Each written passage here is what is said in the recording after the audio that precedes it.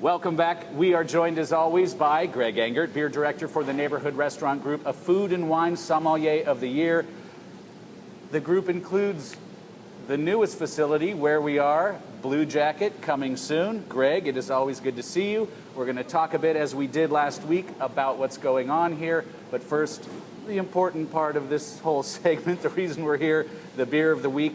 What is on tap this week? So this week we're going to do Avery Brewing Company's The Beast Grand Cru, and it's vintage 2013. So Avery Brewing Company is a phenomenal brewery out of Boulder, Colorado, known for making fantastic hoppy beers probably primarily, but for the longest time they've also been one of the kind of the initial brewers to really blow out giant, big, intense, high alcohol beers. Think of like Dogfish Head and Avery really as being like the first two to really push the envelope about how big and bold and intense a beer can be. So Avery has three different demon ales, as they call them, that all climb up between 15 and 20% alcohol. Woo-hoo. And this is the first one they ever did, actually. It's called the Beast Grand Cru.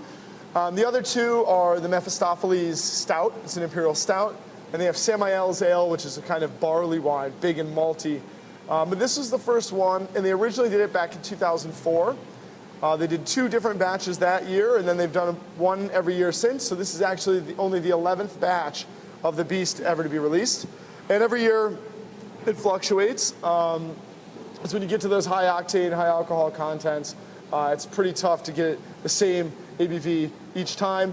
And this is one of the strongest versions ever. It's actually, I think it's the second strongest version ever at 18% alcohol. So it's called The Beast. Talk a little bit more about how it's made and everything, but let's taste it first. Oh, that is inviting. Wow.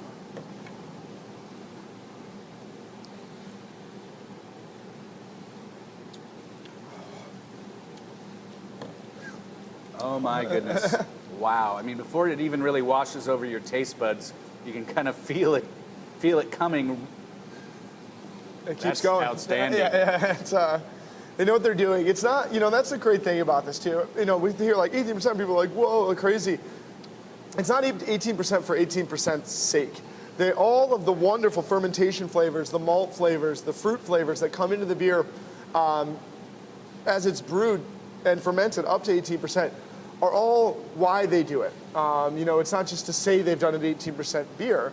It's to show how amazingly complex and intense a beer like this can be. You feel like with some brewers, they make the claim the highest ABV beer on the planet, which makes it sound like it isn't just a byproduct that they were going for that. Right. And that is not really. No, I mean, they were going for that here, but I think that's why it's kind of between 15 and 20%. They're not trying to hit a certain number every year or anything like that. They're trying to get up to a point where they want to be, where they know they're going to get that complexity. And therefore, each vintage is slightly different, but they're tasting it too. It's like, when you brew a beer this strong, you have to let it condition for a long time so that the flavors mellow into a great whole. So you kind of taste it. When you taste it, it's right, then you release it. And I think they've done that here. A little bit like Pliny the Younger, although Pliny the Younger is much lower in ABV. They never are sure exactly where it's going to go. Yeah, exactly. And there's a little bit, and that's the artistry of beer. It's not just craft or science. It's a lot of artistry. So this beer is made with lots and lots of different kinds of malts, but also with different sugar sources beyond grain. So you've got Belgian candy sugar. That's a very simple sugar. Fructose and dextrose sugar that gets fermented out quickly by the yeast that are added. You have turbinado sugar, which is basically like brown sugar. It gives you some color and something left over. They've added dates, they've added raisins, they've added molasses. So all of these sugar sources much is getting fermented out, but much abides as well. So you get this really complex layering of flavor on the palate. And as far as getting it up to 18%, it's hard to say exactly how they do it. But it's basically just different kind of yeast fermentations. There's lots of yeast that have been cultivated and cultured to be able to exist in high gravities, to keep moving up. Of course, champagne yeast, a wine yeast, can get you up higher than most ale yeast. So they use a kind of proprietary blend of techniques and yeasts to get this incredible alcohol percentage. It's really amazing tasting. What would you pair this with? I think if I ventured a guess, I'd be 180 degrees wrong. What do you think? I'm trying to remember the maxims on high alcohol and say spicy food. Yeah, spicy I food? would do that. No. Yeah, See, it would blow it away. I had told you. But it could taste good with spicy food. Yeah, you think of even like some Vietnamese food would taste really great because it's got this beautiful rummy spice, but also there's as much bright orange fruit as there is like dark plum fruit in this. It's really, really cool. I mean, I think of this as a sauce, even though it's really strong. You could sauce, like lamb chops on the grill with this. This would be awesome with a really a thick a porterhouse steak or something, ribeye. Blue cheese across the board would be fantastic. Desserts of any kind. I mean, even just a simple piece of carrot cake would be fantastic with this, or cheesecake for that matter. But definitely towards the end of the dinner, and then of course leading into the end of the evening. This would be fun. Some people do. They get just 3 or 4 or 5 bottles of beer and do tastings at home, and this would be a dynamite to include. I'd almost say that's the only way it should be consumed. Okay. Yeah, you think about I get some things right, other things wrong, but 12 ounces of this will get you on your way. All right.